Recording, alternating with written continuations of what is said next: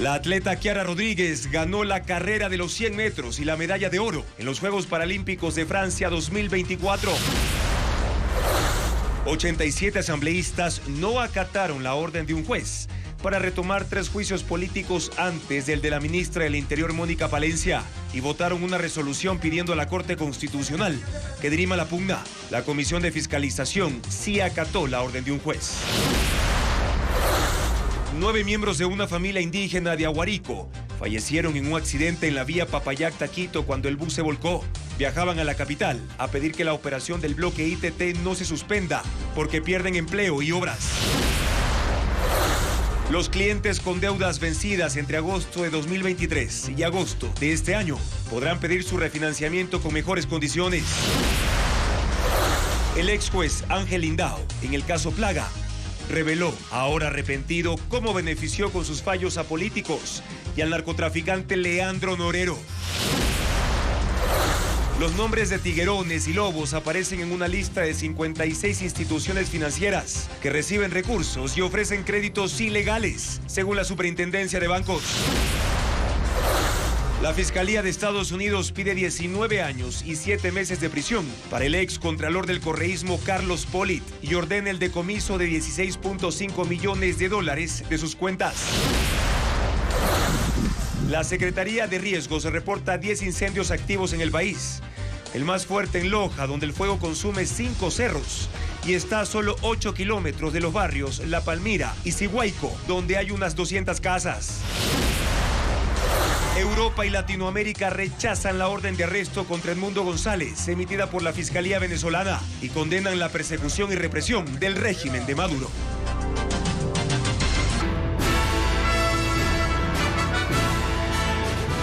Muy buenas noches, amigos. Bienvenidos a Televistazo Estelar este martes 3 de septiembre. Comenzamos con una buena noticia en el ámbito deportivo porque Ecuador conquista su primer oro en los Juegos Paralímpicos de París 2024 gracias a la rapidez y disciplina de Kiara Rodríguez, quien nuevamente hizo emocionar al país.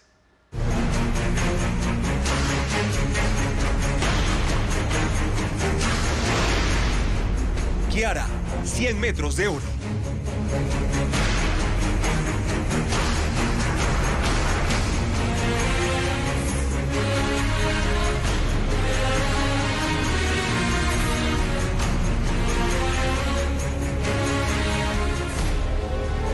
La abanderada ecuatoriana en los Juegos Paralímpicos se impuso a las mejores en su categoría. Teo Pozo ya nos acompaña en el estudio de Televistazo para contarnos los pormenores de la hazaña de Kiara de oro, Teo. Juan Carlos, Kiara Rodríguez logró la medalla que le faltaba en su impresionante historial deportivo. La velocista es campeona del mundo en 100 metros y hoy se consagró como campeona paralímpica. Todo un orgullo para Ecuador.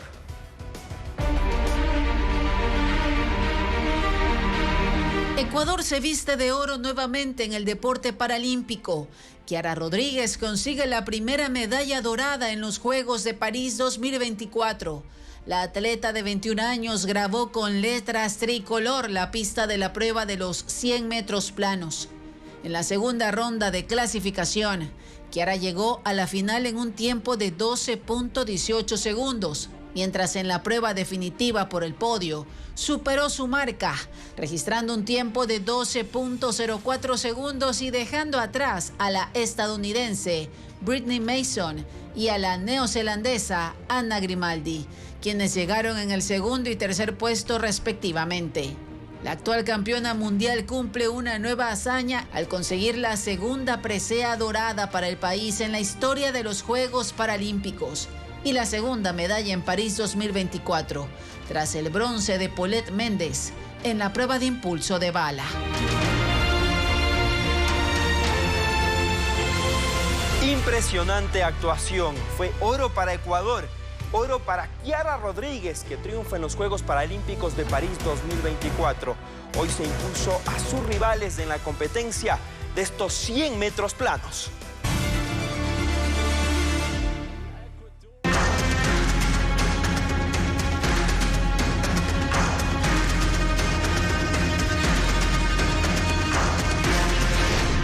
Poder. Se reactiva la pugna. El juicio político a la ministra del Interior, Mónica Palencia, se suspende. La presidenta de la Comisión de Fiscalización, Pamela Aguirre, informó la decisión al juez encargado de ese caso. Patricio Díaz informa ahora que aunque Aguirre acató el dictamen del Pleno, decidió esperar una respuesta de la Corte Constitucional para retomar 3 juicios archivados. La Asamblea encaró de 2 formas el pedido del juez, que dio lugar a la nueva pugna entre el Ejecutivo y el Legislativo. En la primera, la presidenta de la Comisión de Fiscalización, Pamela Aguirre, comunicó al juez del caso que desde su presidencia no se dispondrá las convocatorias a sesiones ordinarias en la Comisión de Fiscalización respecto del marco del trámite del juicio político pendiente en esta mesa en contra de la doctora Mónica Palencia, ministra del Interior. Esto hasta que llegue el momento procesal pertinente, es decir, que suspende el trámite contra la ministra. El representante social cristiano en la comisión coincidió con esa postura. Lo más prudente es que la comisión espere sobre alguna resolución de la Corte Constitucional, previo, obviamente, el pedido del CAL o del señor presidente de la Asamblea Nacional. Aguirre también acató la disposición del juez de tratar de manera inmediata los juicios contra 3 exministros del anterior gobierno archivados por retiro de firmas. Anunció que se continuará con el tratamiento de sustentación de esos juicios, volviendo al momento en que fueron archivados. En la segunda movida de la Asamblea, 87 legisladores decidieron que esperarán un pronunciamiento de la Corte Constitucional para definir si continúan o no esos 3 juicios. La solicitud fue presentada a la Corte por el presidente de la Asamblea. Rechazar esta sentencia. Ojo que no digo no acatar, porque seguramente me estarán esperando con orden de captura acá afuera. No estoy diciendo no acatar, estoy diciendo rechazar esta sentencia que ha sido espuria y que no se puede, desde ningún punto de vista, tener en cuenta que se mancille el nombre de la Asamblea Nacional. Lo hicieron a pesar de que el oficialismo les advirtió que si no acataban el dictamen judicial, podían caer en una causal de destitución. ¿Por qué? ¿Qué les está afectando? ¿Por qué quieren adelantar el juicio a la ministra Palencia?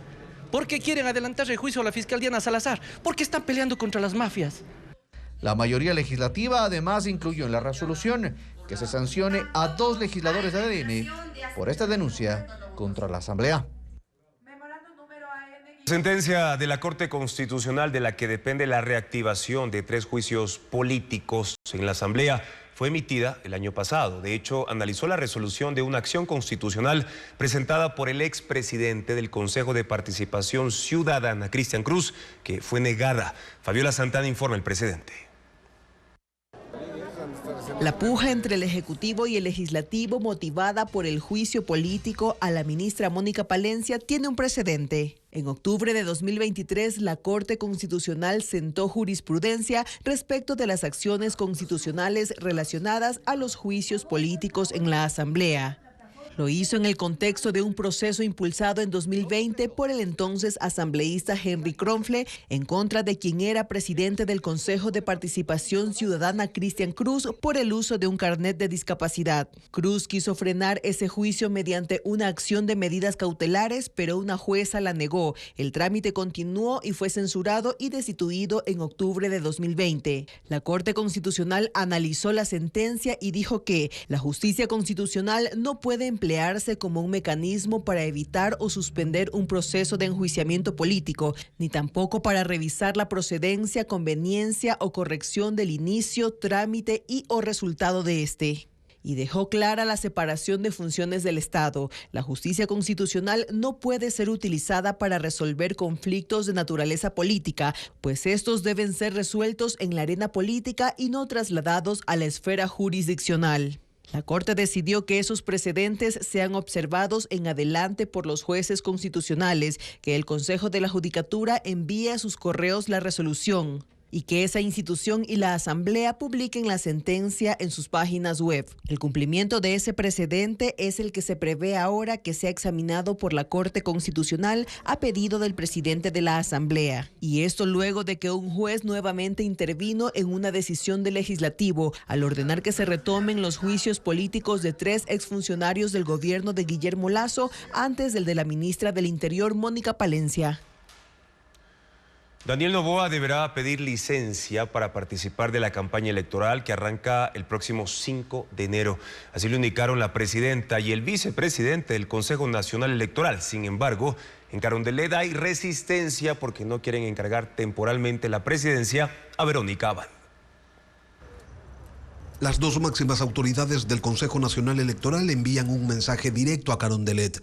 Tanto la presidenta Diana Tamaint como el vicepresidente Enrique Pita señalaron que el jefe de Estado debe solicitar licencia sin sueldo antes del inicio de la campaña electoral que arranca el próximo 5 de enero y que se extenderá hasta el 6 de febrero. También dijeron que el organismo al que pertenecen deberá verificar que la solicitud de licencia se ejecute y que en caso de no ocurrir, el presidente Daniel Noboa estaría incurriendo en una infracción que deberá ser conocida y resuelta por el Tribunal Contencioso Electoral. Noboa en mayo hizo una consulta a la Procuraduría relativa a si era aplicable o no la disposición electoral que obliga a requerir licencia a aquellos dignatarios que opten por una reelección. Asesores del Ejecutivo argumentan que Noboa no debería hacerlo porque la Corte Constitucional determinó que los periodos que completen quienes resulten electos luego de una muerte cruzada no son computables para el caso de una eventual reelección. Sin embargo, la Procuraduría en junio indicó que no tenía competencia para resolver ese pedido, puesto que no está dentro de sus facultades el interpretar las sentencias de la Corte Constitucional. Todo esto en medio de la disputa entre el presidente Noboa y la vicepresidenta Verónica Abad, en la que el jefe de Estado ha expresado su intención de no permitir que su vicepresidenta lo reemplace temporalmente como lo determina la Constitución. Entonces, a 4 meses de que inicia la campaña, no está claro si el presidente Noboa pedirá o no licencia. Y si llegara a hacerlo, tampoco se sabe a quién entregará el poder. 6 comunidades amazónicas del cantón Aguarico, provincia de Orellana, presentarán una acción de protección en contra del cierre del bloque 43 ITT en el Yasuní. Sus dirigentes aseguran que perderán 600 puestos directos de trabajo y no solo eso, también obras de compensación en el ámbito social. Paul Romero con el informe. Dirigentes y delegados de 6 comunidades quichuas y guaraníes del cantón Aguarico, provincia de Orellana, se concentraron este martes fuera de la Corte Constitucional. Pretendían presentar una acción de protección en contra del cierre del bloque 43 ITT en el Parque Nacional Yasuní, pero la suspendieron por la muerte de 9 de sus compañeros en el accidente de tránsito ocurrido la mañana de este martes en la vía Papayacta-Quito. Los dirigentes amazónicos aseguran que el cierre del ITT dejará sin trabajo directo a 600 personas de 6 comunidades asentadas en la zona de influencia del bloque 43. Comuna Quichua, Cabiveno, Puerto Quiche, Puerto Miranda, San Vicente, Sitichicta, que trabajan en la explotación petrolera. Además perderán, según ellos, beneficios de compensación social como obras de infraestructura, agua potable, energía eléctrica para más de 3.000 comuneros. Queremos que continúe nuestro bloque 43 porque sabes que vamos a perder muchos barrios de puentes de trabajo y asimismo parte de educación. Que las personas que son de territorio teníamos que haber decidido. Entonces nuestra lucha va a ser incansable. Los indígenas amazónicos también acudieron al Palacio de Carondelet, al Ministerio de Energía y a Petroecuador. Fueron recibidos por 3 delegados del gobierno. Tenemos las manos atadas en esto. ¿Qué es lo que nosotros podemos garantizar como gobierno? Que cuando Petroecuador salga del bloque 43 de aquí en 5 años, ustedes sigan teniendo los beneficios y se pueda tener un desarrollo social sostenible. El pasado 28 de agosto, Petroecuador apagó el primer pozo del bloque 43 de los 247 explotados desde 2016 en el Parque Nacional Yasuní, para cumplir con el mandato popular expresado en la consulta de agosto de 2023. Un bus con integrantes de una comunidad indígena de Aguarico se accidentó en la entrada oriental de Quito en la vía Pifo-Papayacta. Este siniestro provocó la muerte de 9 integrantes de una misma familia y dejó 3 heridos. Alex Ceballos estuvo en la cobertura y tiene más detalles de lo ocurrido.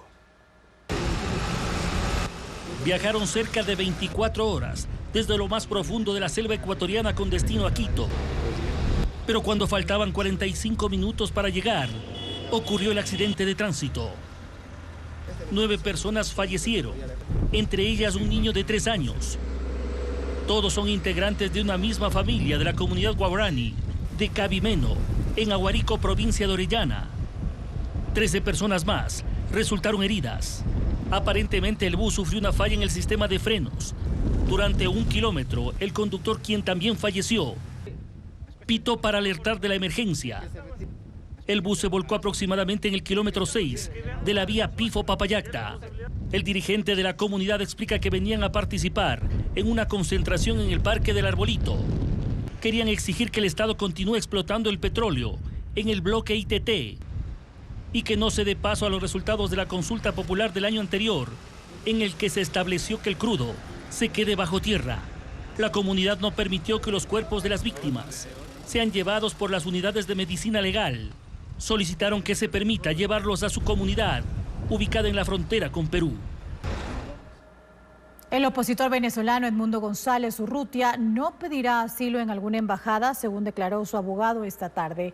Y aunque no está en su domicilio en Caracas, esperan que la policía intente apresarlo. Mientras tanto, Estados Unidos, países de Latinoamérica y Europa rechazan que el régimen venezolano, mediante la Fiscalía, haya pedido la detención. Informa Pedro Jiménez. Edmundo González Urrutia está en la mira del gobierno de Maduro y sus instituciones, que ahora presionan para que sea detenido. La Fiscalía ordenó ya su arresto, luego de faltar 3 veces a una citación del Ministerio Público, que lo investiga por supuesta usurpación de funciones, instigación a la desobediencia de las leyes, sabotaje y conspiración.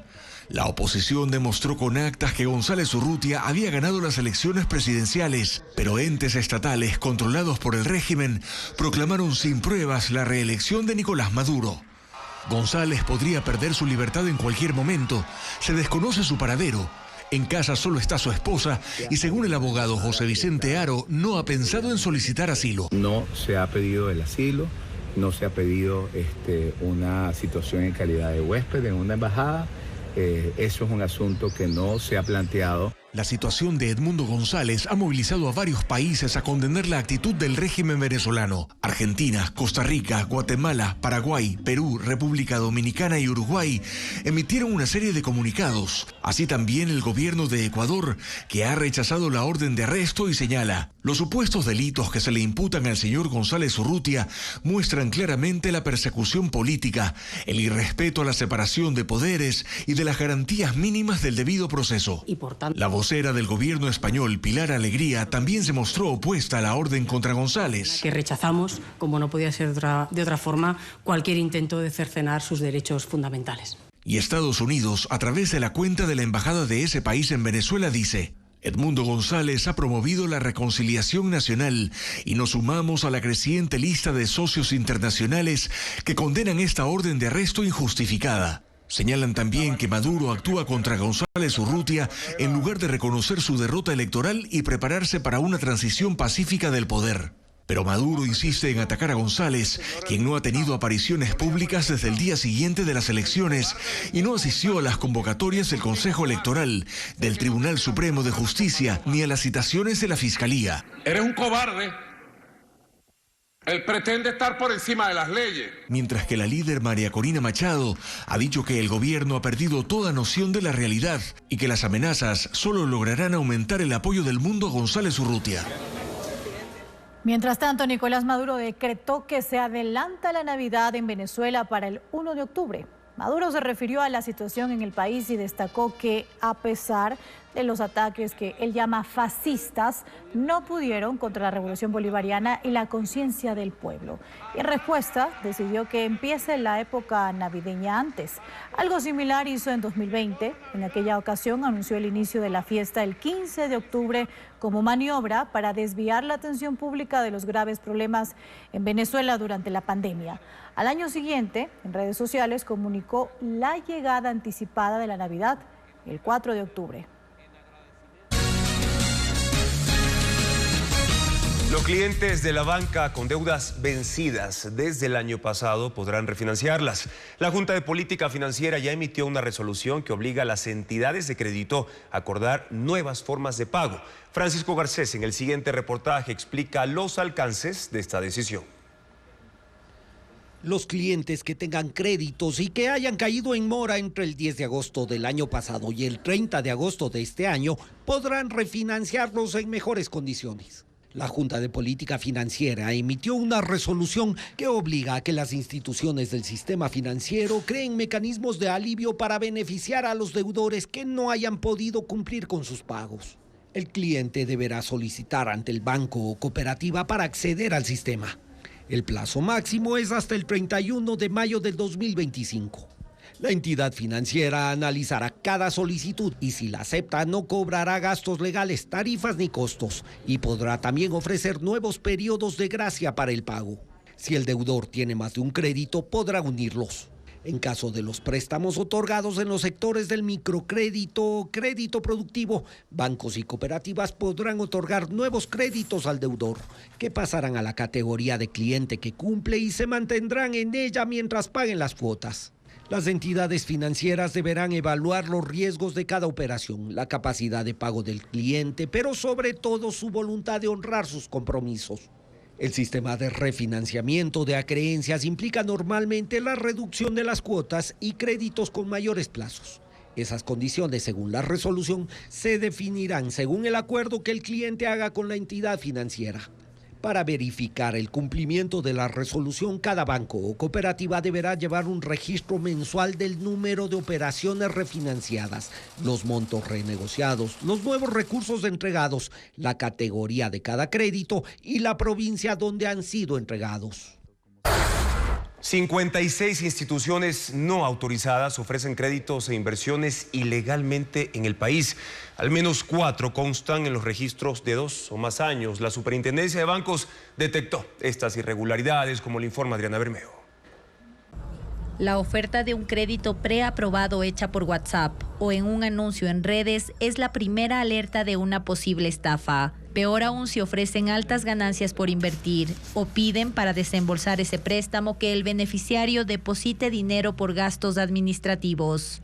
En lo que va del año, la Superintendencia de Bancos ha detectado 56 entidades que prometen créditos e inversiones ilegalmente, entre ellas Atlántico, Préstamos Unión Latina, Alianza El Ecuador, Finanzas del Pacífico y Tiguerones y Lobos. Elevamos un informe con todas las particularidades de lo que hemos encontrado y evidenciado y lo pasamos a Fiscalía para que ellos lógicamente ya ejerzan esta acción penal mediante una denuncia. Esos reportes no son nuevos, se realizan desde el 2017 e incluso hay nombres que se repiten en los registros. Por ejemplo, Préstamos de Ecuador en el 2022, 2023 y 2024. Monbel aparece en los listados del 2022 y 2024. Créditos Promérica en el 2023 y 2024. Y Copcrédito en los mismos años. En los hechos, se ha tolerado su funcionamiento. Hay empresas que están radicadas o tienen jurisdicción en otros países. Hacemos esta investigación interna, este análisis, y se encuentra en el Congo, se encuentra en África, se encuentra en Islas Caimán. Y nosotros no tenemos competencia para poder sancionarlas desde allá. Emitimos indudablemente nuestros informes y las alertas para la ciudadanía, pero se nos va de las manos. Ahí ya es cooperación internacional. Estas instituciones se identifican como cooperativas, financieras o cajas de ahorro y en sus redes sociales e incluso en sus páginas web exhiben información como cualquier entidad autorizada. Algunas de ellas usan nombres que se relacionan o son parecidos a bancos o cooperativas existentes. En la página web de la Superintendencia de Bancos hay 2 listas. Las que están autorizadas constan en la opción Consulta de Catastro Público y las que no están en la parte inferior de la pantalla de inicio. Hasta el 2021, la Superintendencia de Bancos detectaba menos de 40 casos al año. En el 2022 fueron 120 y en el 2023 90 las instituciones que funcionaban ilegalmente. Y ahora acerquen la cámara de su teléfono celular porque mediante el código QR que aparece en pantalla pueden conocer el listado completo de las 56 instituciones financieras que operan ilegalmente, según información proporcionada por la Superintendencia de Bancos. El gobierno extendió hasta noviembre de este año el contrato de administración del oleoducto de crudos pesados que en enero debía ser revertido al Estado. Francisco Garcés explica cuáles son los planes sobre esa estructura estratégica para el Estado. El Ministerio de Energía extendió hasta el 30 de noviembre el contrato de administración del oleoducto de crudos pesados OCP. Es la tercera prórroga de ese contrato que fenecía el 20 de enero cuando la infraestructura debía pasar al Estado. Por esa fecha, el OCP sufría los estragos de la erosión del río Coca y se construían variantes tras roturas de la tubería. Fue una de las razones para que el contrato se extienda hasta julio. Vinieron 2 prórrogas más hasta el 19 de agosto y la última hasta noviembre. El gobierno ha venido negociando las condiciones de la reversión que, según el contrato, debe suceder después de una evaluación del correcto funcionamiento de la infraestructura. Por eso el Ministerio de Energía analiza la propuesta del OCP para hacer un nuevo trazado que esquive la erosión del río Coca. Implicará una inversión de $120 millones, tendrá 45 kilómetros y pasará por el sector del Alto Coca. Su construcción demorará 3 años, pero permitirá que el tubo se aleje de la orilla derecha del río. Es un trazado por donde se planifica también el paso de la carretera hacia Lago Agrio y del oleoducto transecuatoriano. Los estudios están en marcha y cuando se construya, la tubería volverá a tener 34 pulgadas, porque las variantes la redujeron a 20 pulgadas y por eso su capacidad de transporte de 450,000 barriles diarios se redujo a 200,000. La negociación la lleva a cabo la transnacional argentina Pampa Energía, que el 30 de agosto informó haber comprado por $23 millones el 36% de la participación del OCP. Ya tenía el 64% y por eso se convirtió en la única dueña del oleoducto. Con esa transacción terminó la sociedad que construyó el OCP desde 2001 con empresas de China, Estados Unidos, España, Francia y Ecuador. Delincuentes identificados como miembros del grupo criminal venezolano Tren de Aragua causan temor en las ciudades de Denver y Aurora en Estados Unidos. Residentes denuncian que han tomado departamentos y que extorsionan a los residentes. El FBI alerta que la banda tiene presencia en varios estados. Hombres armados recorriendo un edificio y forzando las puertas de los departamentos fueron las imágenes difundidas la semana pasada que causaron alarma en Estados Unidos. Los delincuentes fueron identificados como miembros del Tren de Aragua, un grupo criminal venezolano que estaría tomando el control de varias zonas en las ciudades de Denver y Aurora, en Colorado. Ahí los habitantes denuncian amenazas y robos. He llamado en tantas ocasiones a la policía que aún mientras estaba viendo cómo cometían un crimen desde mi ventana, la policía dijo: "Lo siento, no vamos a ir", dijo esta residente. Su auto recibió un disparo en una ocasión durante un asalto y tuvo que mudarse rápidamente. La policía de Aurora dice que nunca ha negado que existan las pandillas venezolanas en la ciudad y que tienen un grupo de trabajo para manejar la situación, aunque consideran que se está exagerando el problema. Puedo decirles que los pandilleros no se han apoderado de este complejo de departamentos, dijo esta funcionaria. Además de Colorado, los estados de Illinois, Florida, Nueva York y Texas reportan presencia del grupo criminal Tren de Aragua, según información del FBI y la Oficina de Aduanas y Protección Fronteriza. Están asociados al asesinato de un oficial, asaltos, extorsiones y tráfico de drogas. El Tren de Aragua tiene su origen en el estado venezolano del mismo nombre y en los últimos años ha extendido sus operaciones por todo el continente, con mayor presencia en Colombia, Chile, Perú y Bolivia, y recientemente en Estados Unidos. Y a 2 meses de las elecciones presidenciales de Estados Unidos, el presidente Joe Biden se ha unido al aspirante demócrata Kamala Harris para hacer campaña. Por otro lado, el candidato republicano Donald Trump, quien hizo una pausa de los eventos masivos, expresó que tenía todo el derecho de interferir en los comicios de 2020. El presidente Joe Biden se sumó a la campaña electoral de Kamala Harris para captar los votos de 3 estados claves: Michigan, Wisconsin y Pensilvania. Y fue en este último, en la ciudad de Pittsburgh, donde por primera vez aparecieron juntos en un evento político. Con motivo del Día del Trabajo, el dúo se reunió con miembros de sindicatos, donde Biden arremetió contra Trump, recordando que en 2017 creó una junta para revocar políticas que otorgaban beneficios a estas organizaciones. Trump appointed union busters on that board. No, that's a fact. But it's real. It affects people's lives. We're going to let that son do that again? It's all at risk because of Donald Trump, literally.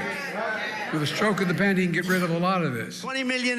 Por su parte, Donald Trump se ha mantenido lejos de los eventos masivos, luego de que un hombre intentó subirse a la tarima donde él se encontraba, en un evento en Johnstown, Pensilvania, el sábado pasado.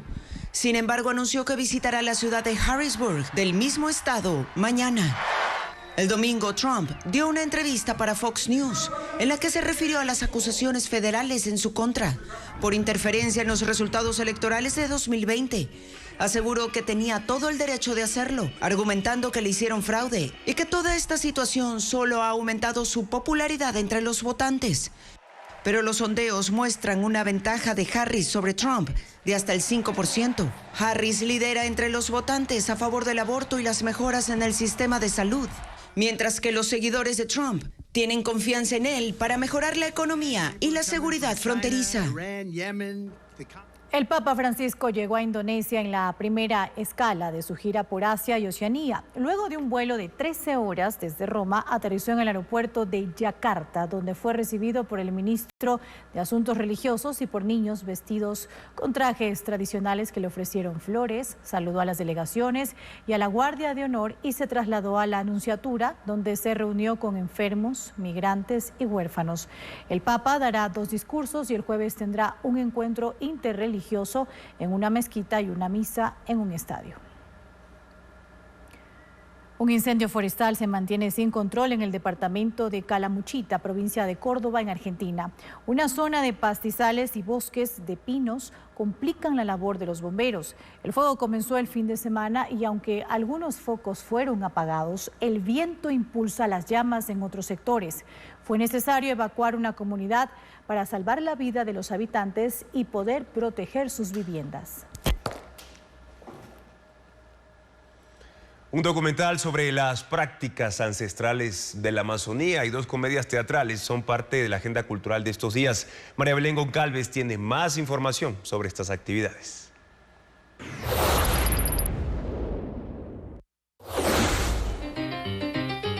Salvando a Edipo es una obra teatral fantasiosa dirigida por Juan Pablo Acosta, que trata sobre una mujer que, cansada de su vida, invoca a una criatura mística para que la ayude a cambiar su destino. ¡Soy un sim! La trama, que pone en escena a 10 artistas, estará disponible desde el 5 hasta el 8 de septiembre a las 8 de la noche en el Teatro Victoria, en el centro de Quito. Huituc y Achote, los colores de la Amazonía. Es un documental dirigido por el cineasta Daniel Osorio y trata sobre los tintes naturales y dibujos que realizan los pueblos indígenas de la selva amazónica y las leyendas asociadas a la cosmovisión y usos medicinales y sociales. Esta pieza audiovisual se proyectará en la sala Alfonso Carrasco del Teatro Casa de la Cultura Núcleo Azuay, en Cuenca, a las 6:30 de la tarde, desde hoy hasta el 6 de septiembre.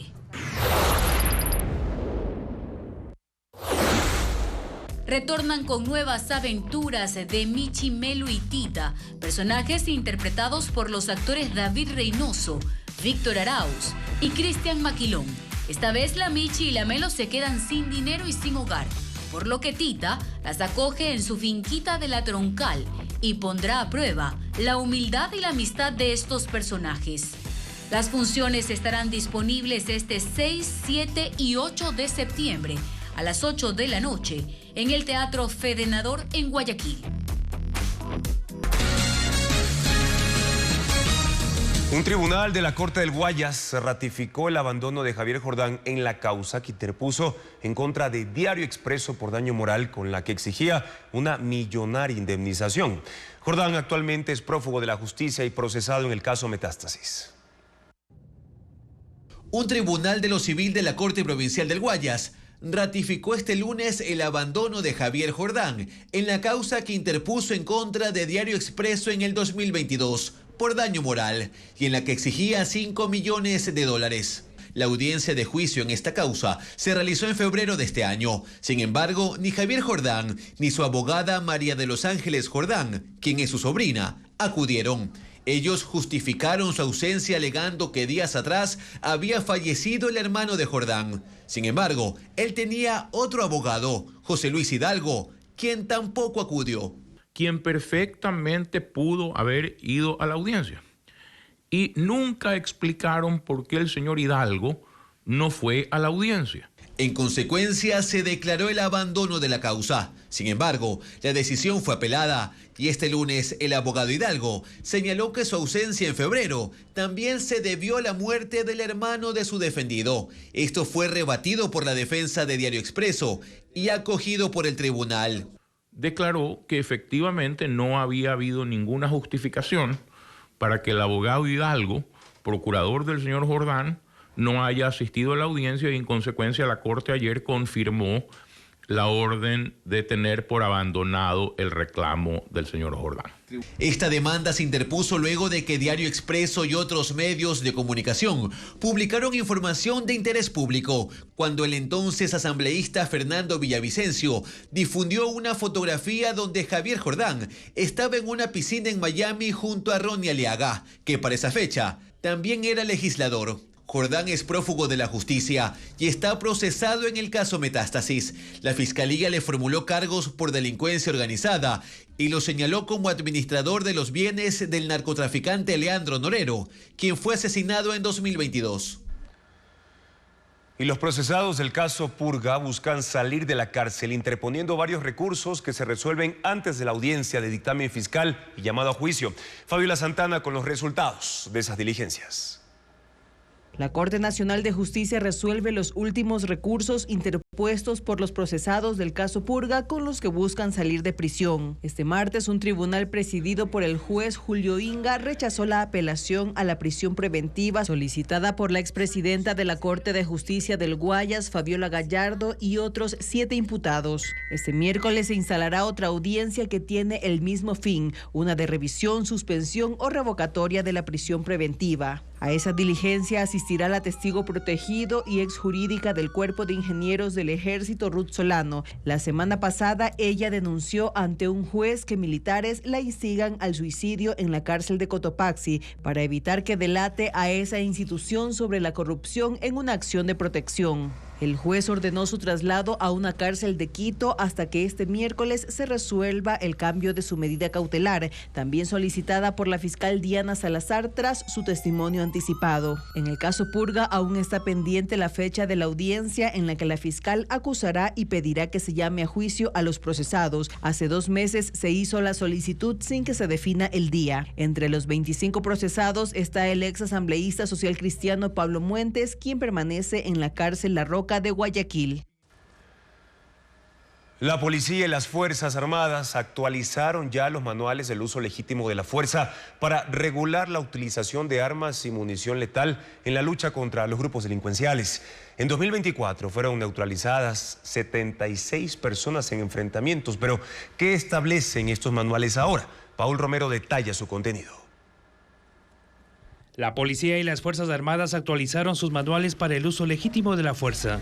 Los nuevos lineamientos fueron entregados al presidente Daniel Noboa por el mando militar y policial. Su objetivo es que la fuerza pública cuente con disposiciones claras para el uso y empleo de armas y munición letal. La policía estableció 5 pasos. Fuerza potencialmente letal hasta neutralizar la amenaza que implique riesgo inminente de muerte o lesiones graves de los policías o de terceras personas. Fuerza intencionalmente letal para privar la vida durante enfrentamientos con riesgo inminente de muerte, en casos de resistencia y agresión armada, durante un repliegue momentáneo y si existe desventaja ante el agresor. ¿Cuál es la diferencia de este manual respecto a los anteriores? Antes del manual, que tenía un origen piramidal, que había que agotar todos los recursos de uso legítimo de la fuerza, hoy el manual presentado es un manual mucho más dinámico, un diagrama circular, que en cualquiera de los eventos puede usarse fuerza potencialmente letal o intencionalmente letal, sin agotar ninguno de los otros requisitos. Claro está que la amenaza es evaluada por el servidor policial. Según la policía, en 2024 han neutralizado a 76 personas mediante el uso legítimo de la fuerza. Las Fuerzas Armadas también remitieron al mando la actualización del manual. El jefe del Comando Conjunto, Jaime Vela, dijo que si los militares no utilizan su armamento de dotación en los casos amparados en la ley, será considerado como una omisión, es decir, pueden ser sancionados. Por omisión dolosa al dejar de hacer algo que está obligado por ley en su posición de garante, cuidado o custodia de la vida e integridad de los ciudadanos. Los manuales del uso legítimo de la fuerza serán analizados por el Ejecutivo antes de entrar en vigencia. 2 ataques armados se reportaron en Guayas y en El Oro. Varios hombres asesinaron a 2 personas y antes de huir incendiaron 2 embarcaciones en El Guabo, provincia de El Oro. Luis Alfredo Zúñiga amplía la información sobre estos hechos.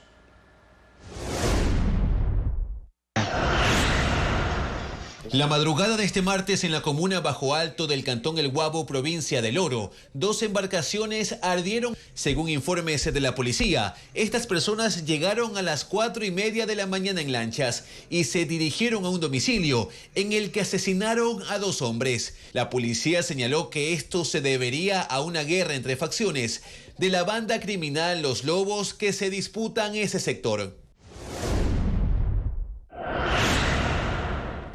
Más de 3 personas fueron asesinadas la noche del lunes en Guayaquil. En la cooperativa Juan Montalvo, en el norte, hubo un doble crimen cuando hombres armados llegaron en una tricimoto a una cancha del sector y dispararon contra un grupo de personas. Las balas alcanzaron a 2 hombres, quienes murieron. Mientras en la Ciudadela Cobién, en el sur, un hombre que iba a bordo de un carro fue interceptado por 4 personas en moto. Videos de seguridad muestran que la víctima intentó huir a pie mientras le disparaban e ingresó a un gimnasio donde fue asesinado a tiros.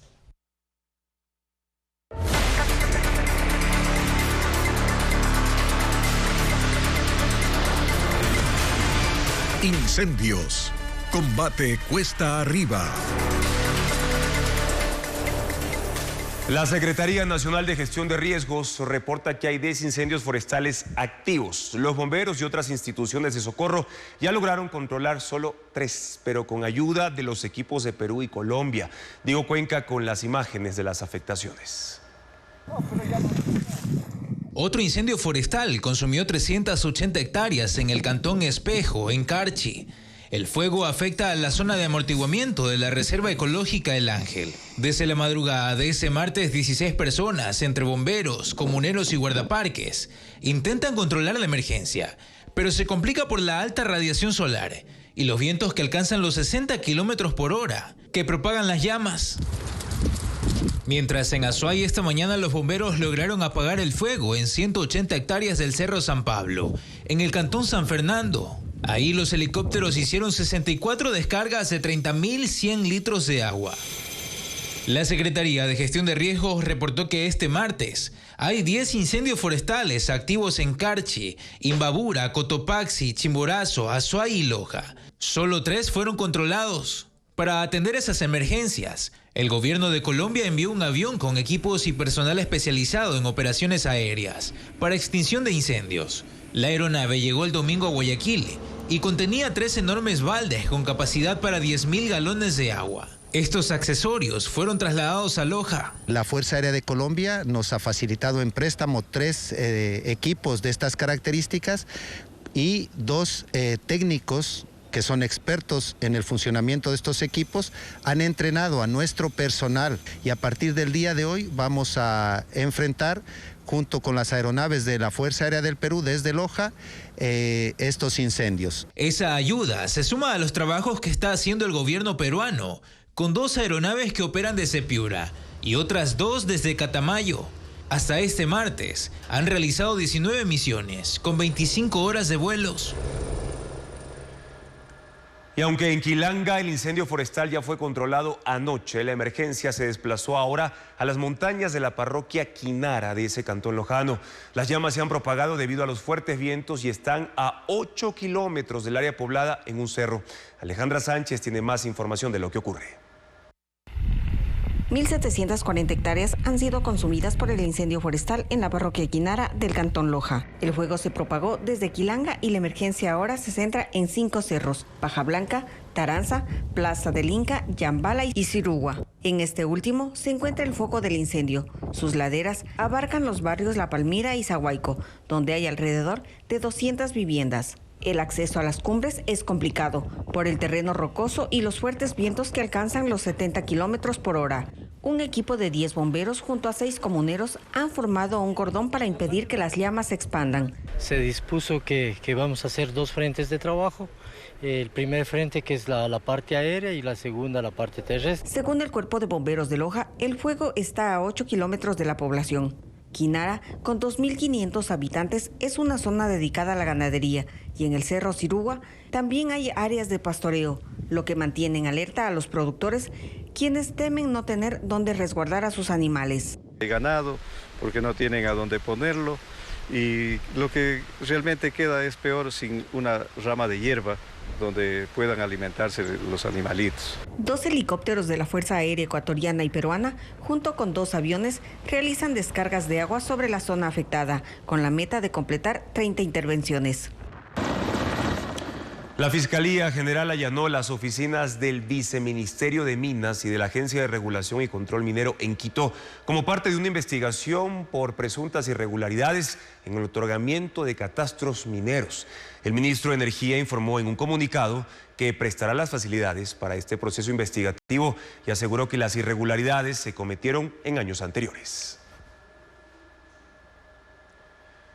Ángel Lindao, ex juez preso por los casos Metástasis y Purga, confesó los fallos irregulares que concedió por dinero o presiones políticas. Dio detalles de la restitución de Hernán Ulloa y otros consejeros de participación que fueron destituidos por la Asamblea Nacional. Informa Jacqueline Rodas. El ex juez de la Concordia, Ángel Lindao, llegó a la Corte Nacional en silla de ruedas tras una caída en la cárcel de La Tacunga. Este martes rindió testimonio en el caso Plaga, aunque también es procesado en el caso Metástasis y tiene una tercera causa por prevaricato. Lindao pidió perdón y reconoció que se dio a ofrecimientos y amenazas para conceder medidas cautelares, como la devolución de la casa al narcotraficante Leandro Norero, por lo que recibió $20,000. Acusó al abogado Cristian Romero, ahora prófugo, de amenazarlo de muerte, enviarle hombres armados y presionarlo. El ex juez dijo que por ese fallo lo iban a destituir, pero que Romero le aseguró que él se encargaba, que era amigo de los vocales de la Judicatura, Fausto Murillo y Juan José Morillo. Yo pensaba que las cosas terminaban ahí, que yo iba a ser destituido y listo. Pero para mi sorpresa, los vocales de la Judicatura, que formaban la mayoría, deciden revocarme la suspensión y me obligan a regresar. Luego de eso me escribe Cristian Romero, que ya no tengo que preocuparme y que el próximo director del Consejo de la Judicatura iba a ser su primo, Víctor Hugo Moya. Moya y Romero lo extorsionaban para sostenerlo en el cargo. A cambio le exigieron que conceda más medidas. Accedió y ordenó el traslado de cárcel del asesino del general Jorge Gabela, alias Cianca, y de alias Anchundia, responsable de una masacre carcelaria. Según el ex juez, luego tuvo otro tipo de presiones, esta vez políticas. Acusó al entonces asambleísta Gruber Zambrano de pedirle que devuelva el cargo a los 4 consejeros de participación que fueron destituidos por la Asamblea en noviembre de 2022. Luego del fallo se reunió con Zambrano en su casa. Gruber Zambrano me explicó que el presidente Guillermo Lasso está agradecido conmigo por la medida cautelar, porque eso le había dado tiempo para reestructurar una nueva mayoría, ya que la mayoría opositora, compuesta por correístas y socialcristianos, tenía un plan para tomarse el poder. El próximo objetivo era la destitución de Diana Salazar y luego iban por el presidente Lasso. Zambrano le dijo que esa mayoría tenía todo listo para reemplazar a la fiscal Salazar por Fabiola Gallardo, presidenta de la Corte de Guayas, ahora presa y procesada, y que planeaban poner a Virgilio Saquicela, presidente de la Asamblea, en lugar de Lasso. A Ángel Lindao también lo buscaron del otro lado, para que revea su fallo. Llegó a mi oficina un antiguo colaborador mío, Oscar Vélez. Él vendría a ser el portavoz de la asambleísta Viviana Veloz para pedirme que revoque la medida cautelar. Le dije que no. Es así que los asambleístas pusieron 50 denuncias en mi contra en la Judicatura, encabezadas por Luis Almeida y Esteban Torres, socialcristianos. Como Lindao devolvió el cargo a los consejeros de participación, Gruber Zambrano le pidió que abogue por el juez Luis Rivera para presidente de la Judicatura, mientras Wilman Terán lo citó visitó en su casa para que pida que lo nombren a él. Nos trasladamos a Sangolquí. No es una casa, es una mansión sumamente lujosa, con piscina amplia, con mando de voz e inteligencia artificial. Tremendo. En la terraza tenía una pirámide de cristal. En esa reunión, Wilman Terán me pidió su apoyo. En agradecimiento, me iba a promover a presidente de la Corte de Santo Domingo y todos mis problemas disciplinarios iban a terminar. Lindao dijo que sufrió un secuestro y robo. Lo golpearon, tuvo más amenazas, 2 procesos disciplinarios en curso y el presidente Lasso publicó su nombre y foto como juez corrupto. Entonces decidió, según dijo, no acceder a más pedidos. Rechazó la solicitud para liberar a Jorge Glass, Iván Espinel y Alexis Mera por $30,000 cada uno. La Fiscalía de Estados Unidos pidió 19 años y 7 meses de prisión para Carlos Pollitt por el delito de lavado de activos. El excontralor del correísmo fue declarado culpable en abril. Posterior a eso se entregó a la justicia y el lunes será sentenciado. Luisa María Heredia con la noticia. Para el próximo lunes 9 de septiembre está prevista la audiencia de sentencia contra el excontralor Carlos Pollitt, declarado culpable del delito de lavado de activos en Estados Unidos. Este martes la Fiscalía entregó a la Corte del Distrito Sur de Florida el memorando de sentencia en el que propone una pena privativa de libertad de 19 años y 7 meses. Y cumplido ese periodo, los fiscales sugieren que esté 3 años más bajo libertad condicional. También el decomiso de $16.500.000, que es el monto que el excontralor lavó en ese país y que provenía de los sobornos que recibía de compañías como la constructora brasilera Odebrecht. La defensa de Pollitt, por su parte, solicitó a la Corte que considere una condena de 5 años y 3 meses de cárcel. Incluso piden que se revise el monto de lavado calculado, pues aseguran que es menor, $10.600.000. Los casi 6 millones de diferencia, de acuerdo con los abogados del contralor del gobierno de Rafael Correa, no corresponden al pago de sobornos. Será la jueza Caitlin Williams quien decida. Deberá pronunciarse además sobre la devolución de la fianza que solicitó la defensa de Pollitt, ya que la familia del excontralor entregó 14 millones en bienes y dinero en efectivo. Antes del juicio, Carlos Pollitt está en prisión desde el 24 de abril de este año. Se entregó a la justicia luego de ser declarado culpable del delito de lavado de activos. 2 superintendentes y 2 vocales suplentes fueron posesionados en la Asamblea Nacional. Eduardo Franco Loor, quien fue abogado de Jorge Glass, ya es miembro del Consejo de Participación Ciudadana. Adriana Bermeo con los pormenores de la sesión. La Asamblea Nacional retomó actividades. Después de 15 días de vacancia, el Pleno posesionó a 4 funcionarios. Eduardo Franco Loor como vocal suplente del Consejo de Participación Ciudadana y Control Social, un nombre polémico relacionado con el correísmo. Fue abogado de Jorge Glass e hizo parte de la denominada Liga Azul de la Revolución Ciudadana. A pesar de que para ser candidato al Consejo de Participación Ciudadana está prohibido pertenecer o ser auspiciado por organizaciones políticas. Tengo amistades, soy amigo de Jorge Glass, de Rafael Correa, de muchos y casi la totalidad de asambleístas. Cristina Murillo Navarrete fue posesionada como Superintendenta de Economía Popular y Solidaria, en reemplazo de Margarita Hernández. Ocupará este cargo durante 5 años. La Asamblea también posesionó a Hans de Migdillon en calidad de Superintendente de Competencia Económica y a José Merino Abad como tercer vocal suplente del Consejo Nacional Electoral. Estaba prevista la posesión de Óscar Ayerbe como vocal suplente del Consejo de Participación Ciudadana y Control Social, pero presentó una excusa para no asistir y pidió una nueva fecha. En 16 años, el canal Gamavisión no pudo ser vendido tras su incautación en 2008. Hoy, un grupo de trabajadores espera que un nuevo liquidador ponga fin a los problemas económicos y de infraestructura que afronta. Por eso Hernán Higuera hizo un recorrido por esa estación televisiva y muestra las condiciones en las que se mantiene al aire. En Soletas.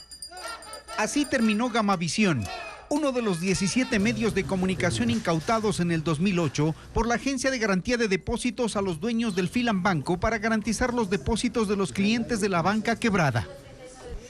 Rafael Correa ofreció vender ese canal para enero del 2009, pero ni lo intentó. Al contrario, se convirtió en una herramienta política de su aparato de comunicación y también de los 3 gobiernos posteriores. Por las malas administraciones. por pasar de mano en mano, de gobierno en gobierno, cada uno viene, coge su tajada, se va, viene, coge su tajada, se va, y nos han mantenido así. Desde entonces, por ahí han pasado 4 liquidadores que se supone debían sanear los pasivos y liquidar la empresa. 16 años después de la incautación, la estación televisiva es un trasto que se mantiene al aire por voluntad de 49 trabajadores que, impagos desde hace 19 meses, se resisten a abandonarlo hasta que les paguen sueldos, jubilaciones y obligaciones con el IES. Los medios de comunicación, los que se quedaron en manos del Estado, aquí está la realidad. ¿En activos qué tiene Gamavisión? Nada, absolutamente nada, más allá de lo que significaría, por ejemplo, un derecho de marca. Solo la experiencia de técnicos, camarógrafos, productores y periodistas alarga la agonía. Trabajan en un ambiente en el cual desconectar uno de estos enredados cables que se cruzan en el switcher, por ejemplo, podría apagar el canal.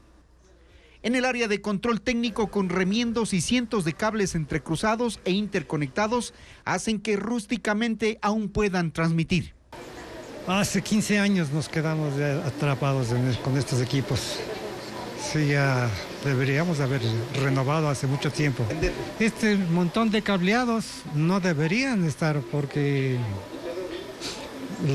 el enrutamiento de las señales se hacen automáticamente desde un computador, se les enrutan, pero lamentablemente los enrutadores se dañaron, entonces toca estar cableando porque en cualquier momento un equipo más que se dañe y ya estamos fuera del aire.